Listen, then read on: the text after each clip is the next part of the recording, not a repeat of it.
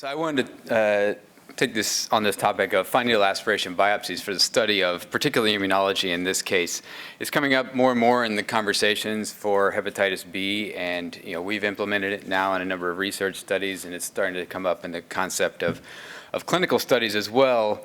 And the process of using the fine needle aspiration biopsies, you might imagine, is not as simple as sticking the needle in and using the sample. So I want to go through some of the kind of practical applications or aspects of using the FNAB, and then just touch on a bit of data that we've started to use looking at, coming back to this topic of flares, to understand those mechanisms that might be driving flare in patients that stop nuke therapy. So I think we're all aware of why we should be doing these fine needle aspiration or studying the liver.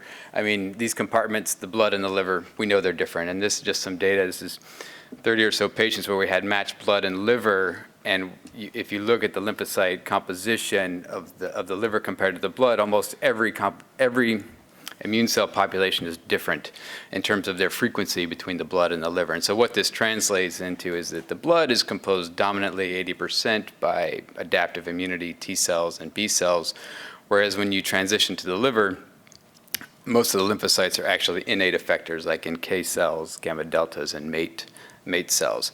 And the same is true for the myeloid composition. The biggest differences here are really seen in the monocyte populations, where we see that there's a slight expansion of these CD16, CD14 double positive monocytes in the liver compared to the blood, and a reduction of classical monocytes. But in addition to cellular composition of the liver, we also know that there's phenotypic differences. And so when we look at the lymphocyte populations, you see that the tissue-resident NK cells are quite different than what we see in the blood, and they really express these markers of tissue residency, CD69, CXCR6, inflammatory markers such as CD161. But the differences in phenotype also relate to the tissue-resident T cells. If you look at CD3, all the cells are there, but when you start to look deeper into their phenotype, what you see is, again, this tissue residency markers of CD69, CD103 being present on both CD4 and CD8 T cells in the liver, and these markers are not present on the blood, suggesting that they're not recirculating. So we need to access the liver to start to understand the functionality of these cells at the site of infection. And so one of the good things about the liver is that it is an accessible organ. And so we have had, over the past, access to the liver. But when we think about the samples that we've had access to, we've had access to whole explanted livers, normal tissues surrounding metastatic tumor resections, and then obviously core biopsies as well. But I think when you look at each of these situations, none of these samples are actually collected for the purpose of research. So these are clinically necessary procedures. Obviously, when you're doing a transplant, this is end-stage disease, cirrhosis, cancer. When you do metastatic tumor resections, these are uncontrolled patient characteristics, and really the focus is taking out the tumor. And now core biopsies are very rarely done, and mainly done for the purposes of diagnostic situations. And so the problem with that is that when you have these limited access to sampling, you can't capture sort of the dynamic changes that we need to understand the mechanisms of viral control and liver inflammation in chronic hepatitis B patients. And so this is where the fine needle aspiration biopsy approach comes in. And really what makes this approach amenable to this sampling comes down to the, I would say, the minimally invasiveness of the procedure itself. I mean, these give you a kind of idea of the scale of the different needles that we use for the different accesses. So, a core biopsy needle uses an 18-gauge, 16-gauge needle. And these are the actual sizes, the outer diameters of the needle. And then, so the blood is intermediate, and this needle that we're using for the fine needle aspiration biopsy is actually a 25-gauge spinal needle. So it gets down to be a very, very small diameter, and actually poses minimal risk, relatively minimal pain, especially compared to a core biopsy. And you have this low risk of bleeding because of the needle. And I think what's important to understand is that while it gives us regular access, there are also caveats that we have to be aware of when we're using the fine needle aspirate biopsy to do these studies. And one, because of the small needle, we get relatively low cell numbers. We lose the liver architecture because you don't get a tissue sample out of these. It's an aspirate biopsy. We get variable hepatocyte recovery, and we're still trying to work on how good these hepatocytes are that are coming out of the fine needle aspirate. And then there's this issue of blood contamination, which I'm going to talk on in the next couple of slides. So, but even given these sort of limitations, particularly with the low cell numbers, they have been used already to answer specific questions, and mainly using flow cytometry. And so the first point here is that Andre Boonstra has been quite successful at actually looking at specific cell populations like NK cells, regulatory T cells, and chronic hepatitis B and hepatitis C patients during longitudinal sampling and antiviral therapy, understanding their frequency, their phenotype. And then earlier this year, there was a nice study from Uppy Gill and Mala Maini, really validating the liver composition and comparing the immune composition of the blood, the fine needle aspiration biopsy, and the core biopsies in their study. And so what they found in their study with the FNA was that it had this intermediate phenotype. And so in the first session here, in the first graph is really the tissue-resident T cells. And so they see an expansion compared to, it's difficult to see even on the screen, but this is blood, FNA, and core biopsy. And so the FNA has this kind of intermediate frequency of tissue-resident T cells. They could also detect enriched HBV-specific T cells in the FNA compared to the blood on the left, not quite as many as in the core biopsy. And one of the things that was also very obvious was the tissue-resident NK cells were present in the FNA at a higher percentage than the blood and closer to the core biopsy. And so they used this CXCR6 tissue-resident NK cell phenotype to develop an FNA tool to kind of give you an idea of the liver-ness or the liver-like composition of the FNA. And this intermediate phenotype comes from this issue. So when these FNAs are taken, remember, these are liquid biopsy, and what we see is various levels of blood contamination. So on the far right is our blank control, so this is the media itself. And then these are 4 different passes from the FNA, and you can see right away that they have various levels of blood contamination. And so this is what we have to control for. And so we've also done some fairly sophisticated flow cytometry to really understand how that blood contamination relates to liver composition of the immune cells.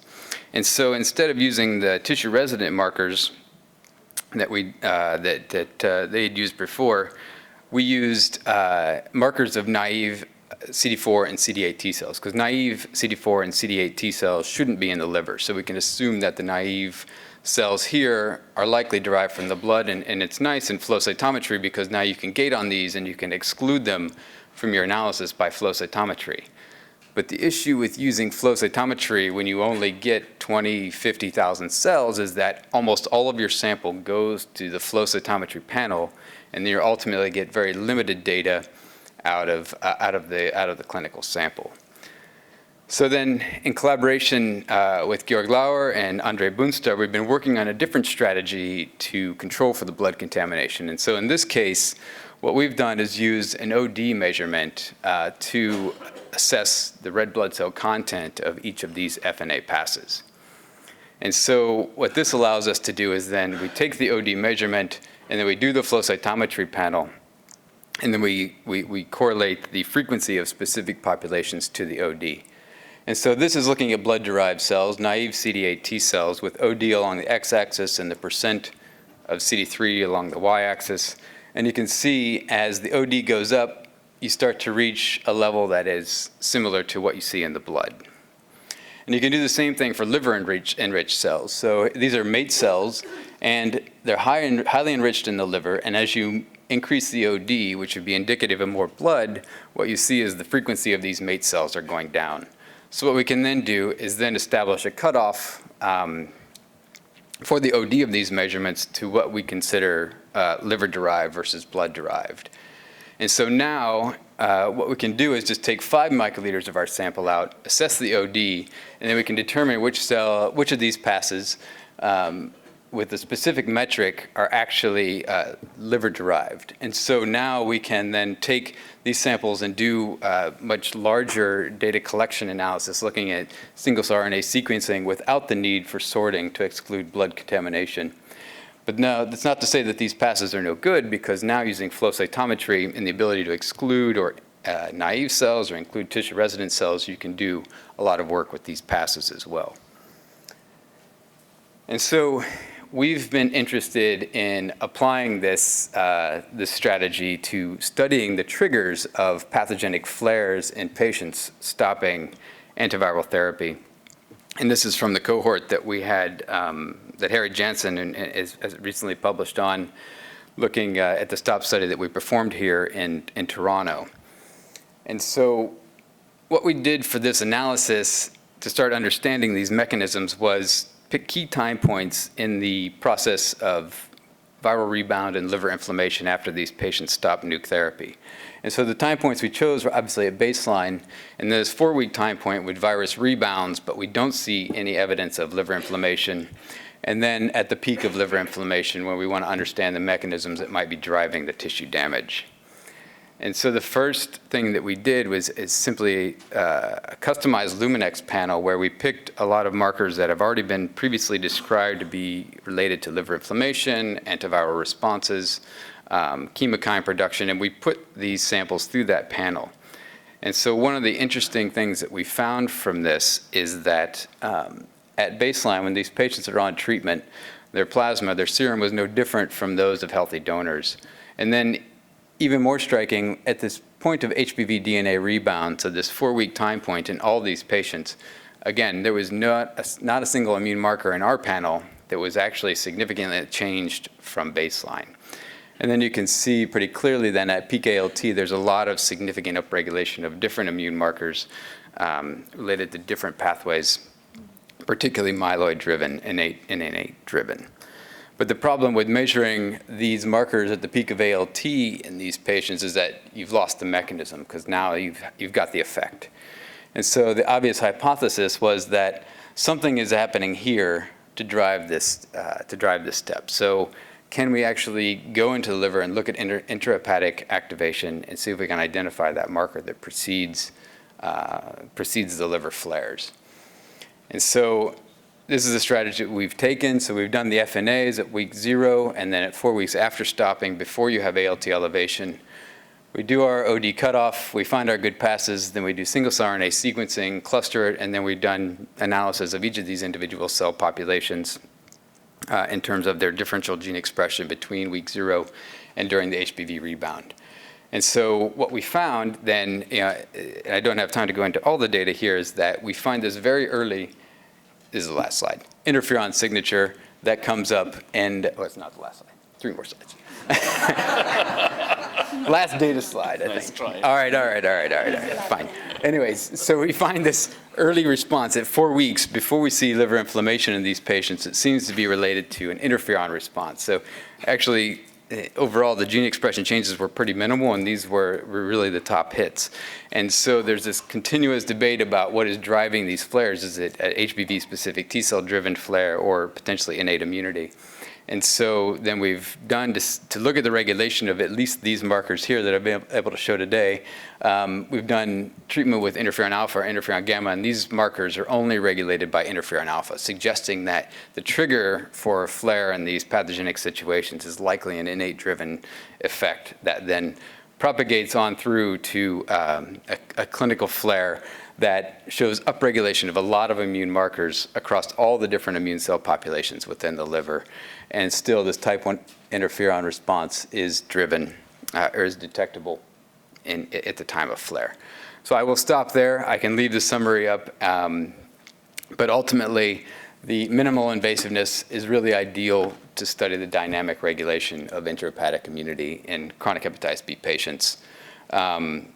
The blood contamination is an issue. There's multiple ways to approach it, but these should be assessed if you want to do it at your site to familiarize yourself with handling and also with the composition. And I think I've touched on some of the ability that you can do with the FNAs, and I'm happy to talk about this more afterwards. But I'll stop there, and I'd like to acknowledge my lab that helped in generating a lot of this data, as well as Harry Jansen, Jordan Feld, and David Wong. Really, without them, it would be impossible to do these studies without support from the clinic. And then our group of investigators working on the FNA. So thank you very much for your attention.